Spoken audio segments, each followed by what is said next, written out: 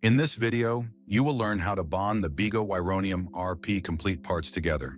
We recommend using the self-curing VOCO Quick Up to join the printed BEGO Wironium RP Complete parts with the partial framework.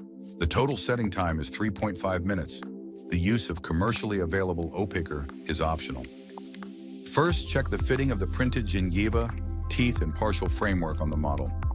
Remove any remaining support rests on the distal part of the gingiva, the retention, and the retention posts. Block out and isolate the model as usual, and secure the framework with adhesive wax on the model. Sandblast all parts with at least 50 micrometers at 2 bars, and continue with VOCO Quick Up adhesive as described in the instructions for use.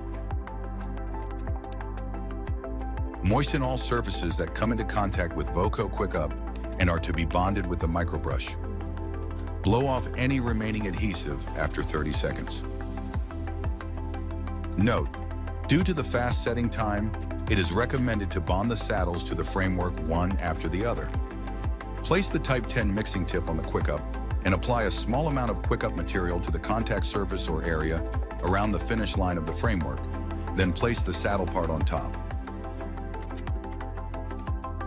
Then apply material to the area of the tooth pockets and the gap between the gingiva and the framework, as well as a little to the pinholes on the basal side of the teeth.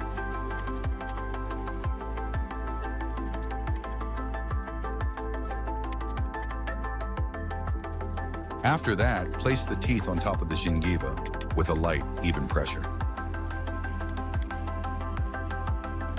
Excess material can be removed or remodeled with a microbrush. After approximately 3.5 minutes, the material has set and the partial denture can be removed from the model.